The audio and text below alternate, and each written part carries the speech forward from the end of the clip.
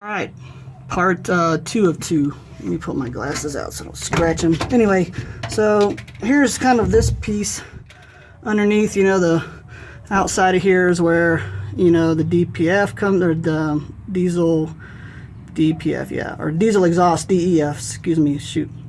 The DEF goes there, and then here's your filler neck for your diesel fuel, right? No cap.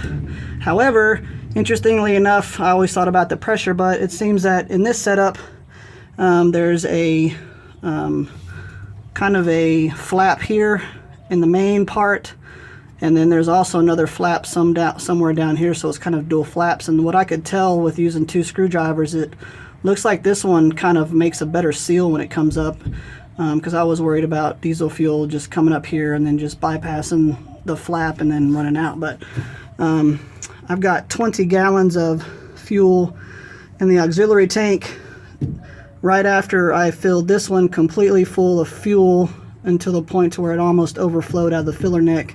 And then here's kind of the drain for that. And then of course here's your vent that actually runs all the way over to the tank itself, which most people worry about it overflowing there in the tank. Now we'll move some hoses, and you can kind of see the filler neck is metal, right? So it comes down this big, huge piece. Let me get my finger on it. Ah, yeah, okay. Well, anywho, it's right there, this big part right here.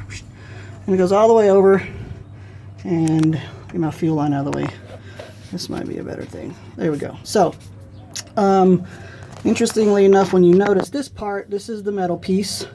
And then, awesomely enough, it turns into just regular rubber hose, like coolant hose, that runs all the way down into the tank, kind of like a couple of 45s over and then a 45 into the tank, which I thought, sweet, because it tells you to take this piece, which is the aluminum piece, and make it as horizontal as you can with the turnover, you know, the valve, whatever, on top. So my first option or thought is that what I would do is I would take this big piece here, my finger, here you go, this big piece here, and I would cut it here, and then I would cut it here, and then I would take the 2, which would be these that come with the kit, 2 of these, you know, one on one side, then aluminum piece, and then one on the other side. Well, my thought was with this, and you know, nobody's perfect, right? My first time, nothing on YouTube about it, right, except for a couple pieces that had, you know, rubber filler necks. I basically took the measurement between where this comes out and then where this piece is right here, well, actually this piece, and they were about level. And I thought, gravity, how about we go down some? And so basically I decided, instead of cutting a metal piece here and try to mess with all that, I thought, wow, I'll just cut one piece of metal and then shave off about 3/4 of an inch of the actual the rubber filler tube, and then I would put this on here, you know, go ahead and clamp it down, and then clamp this piece and that piece, la la la la la. Well, after about two hours or so, which, you know, you're gonna have to forgive me because new truck and I literally didn't want to screw anything up, I took my time, and that's just the way it is. So what I did learn is that, interesting, when you do your truck, this is the overflow, right? This is the main filler neck, and then it taps in to it right here. Yep, and then comes down, and then it runs right next to it. Well, there's a little bracket. Cool. So this little bracket where it actually bolts onto, and there's a little wire right here somewhere. Here it is. Hey, this little wire, right, which actually attaches to that screw. So I took my finger and I did this. See 2 knuckles? And that's exactly what I did, man. I sliced it with a cutting wheel right here as much as I could, and then I took a little hacksaw blade, which only left me about, because you know you can't get the cutting wheel. See, I nicked it. Oh no. I nicked it, and that's all right, because I didn't go through it, but I took a little hacksaw blade, you know, diesel fuel on me and dripping on me and all that jazz, but I got it through. And this piece actually right here in the middle is awesome because it's halfway. So It almost butts right up next to this little bracket, and that's secure. And then the said aluminum place, where you see, I don't know if I can get the top or not.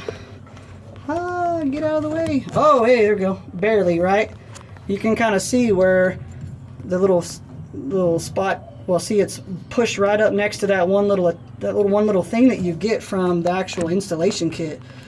And then I tighten that down, and then the rubber hose on the other side, which is just like heater hose, which is obviously right here. Man, that slipped right in. I cranked that down, no big deal, right? So let that sit, and then I ran my hose. Well, here's what I did. So check this out.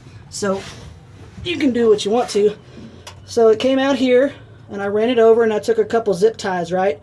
Because I wanted to kind of keep it so it wouldn't, like, let's say, it wouldn't come down, dip, and then come back up, and then go into the filler, right? So I kept kind of like you know, kind of like a slope. Started here, gradual slope down, couple zip ties that run through this huge deal here, and then that actually slopes. If I was looking at it straight away, it actually slopes back down towards the actual filler deal without touching anything, so you don't have to worry about it rubbing and all of that stuff. So yeah, check it at metal, you know, that, a couple of this and that, and then yeah, how you like that for terminology. But anyway, it's you don't have to worry about it hitting the metal. And actually right now at this very moment, this diesel tank, which the main tank that's over here on this side of the bracing, is completely full. It's completely full. And then I turned the valve on the actual auxiliary tank, and it's been sitting here for about an hour. So I kind of just checked this to see if there's any you know, fluid, you know, trying to seep out here and here. From here on, you know, it's the original factory hose that goes in the main tank. So this was a concern for me here, and then of course where the actual hose actually attaches there was a concern, because I thought the diesel fuel would fill up this neck, and then it would start to come up here and create a bunch of pressure. So as you can see, after about an hour, I don't have any type of fluid starting to accumulate. Now, one of the things that I don't know at the moment, and I guess I'll have to make a separate video, is once my tank is completely full of, let's say, 91 gallons at 95% capacity is about 86 gallons, will the pressure inside the tank cause it to come past this and leak out this vent here on the inside of the dually fender wheel? I don't know at this moment, but I'm pretty confident right now, because when I first turned it on, I heard some trickling, and now I don't hear any trickling. So that was kind of a concern for me. This part right here was a concern for me at first, and it still kind of might look like it might want to do something, but I'm going to keep an eye on it, probably let it sit open overnight, and then come check it in the morning and see what I got. You know, since it's on my driveway, it's okay. I just use some stuff to clean it up. But I hope you enjoyed the video. If you have any questions, feel free to give me a holler. Pretty much, if you got any kind of mechanical skills and you're good with a tape measure, you know, just check, you know, honestly, because this is what I was talking about here is, you know, this right here is the front of the cab. This is obviously going towards the back of the cab this way. And this was the channel that I told you about right here. And see how, you know, when you got underneath it, I can show you that right now. Yeah, here, see, that's the front. That's the very front. And so this would have afforded me to have to go through this, and I just didn't want to do that. I thought, you know, new truck, stability issues, I didn't want to bore a 3/4 inch hole right there. I'm in the city and I got four-wheelers. How about that? And not something else. Anyway, so yeah, fuel filter, interesting right here. Like everything I've ever read says it's, you know, in the kind of in the front, next to the engine. But anyway, that's where it is. So that's kind of the bolt number 1, and then you got bolt number 3, and you know, I didn't run into any issues like as far as, you know, hoses or clearances or electrical items or anything like that. So If you have any questions, let me know. You know, shoot me a whatever. And yeah, man, good luck. It's a cool tank.